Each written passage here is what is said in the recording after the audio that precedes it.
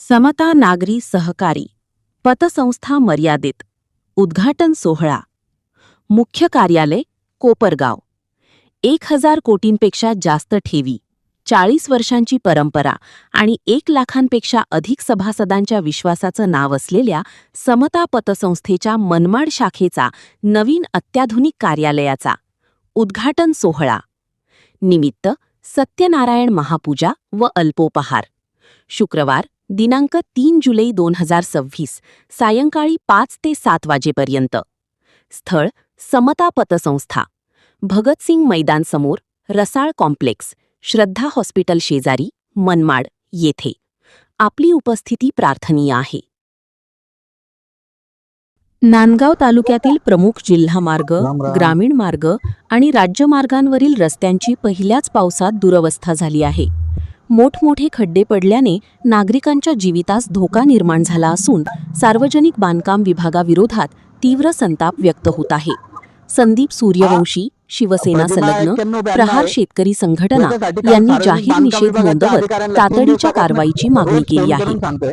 अशाच ताज्या बातम्यांसाठी आपल्या न्यूज चॅनलला लाईक करा, सबस्क्राईब करा व शेअर करा. धन्यवाद. सार्वजनिक बांधकाम विभागाचे नांदगाव तालुक्याचे जे कर्मचारी आणि अधिकारी आहेत हे झाले, त्यांच्या वरिष्ठांना जे ई ठाकूर साहेब म्हणून आहेत त्यांना पण मागे पण सांगितलं होतं की घाटमाथ्यावरील प्रतिमावरती अत्यंत मोठ्या प्रमाणात खड्डे पडले, काही ठिकाणी ब्रिजच्या साईड पडलाय.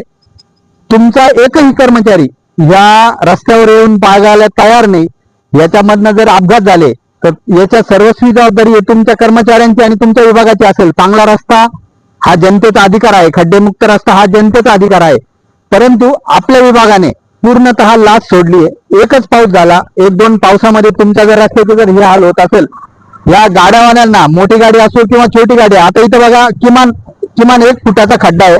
या 1 फुटाच्या खड्ड्यामध्ये जर ऍक्सिडेंट झाला, इथं जर समजा कोणाची जीवितहानी झाली, तर मी तर म्हणतो एक्झिक्युटिव्ह इंजिनियर म्हणून या विभागाची सर्वस्वी जबाबदारी साहेब तुमची असणार आणि सर्वप्रथम गुन्हा तुमच्यावर आणि तुमच्या ज्या ग्राउंड लेवलचा कर्मचारी असेल किंवा उपविभागीय शाखा अभियंता असो, उपविभाग नांदगावचे जे कोणी असतील ते, या सर्वांवर गुन्हे दाखल झाले पाहिजे. मी तर ह्याच मतात आहे आणि ते गुन्हे मी वैयक्तिकही दाखल करणार.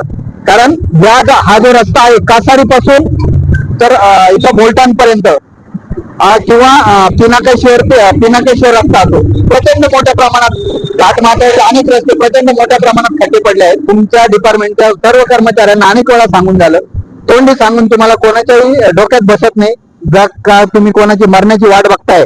हा जो तुम्ही झोपल्याचा सोंग घेतला आहे ना, जर तुम्हाला जर तसं वाटत असेल, तुमच्या कर्मचाऱ्यांना ऑफिसमध्ये जाऊन तोंडाला हा गाळ चोळल्याशिवाय आम्ही राहणार नाही किंवा हे जे आहे या खड्ड्यात आणून उभं केल्याशिवाय आम्ही राहणार नाही. जय हिंद, जय महाराष्ट्र, जय प्रार.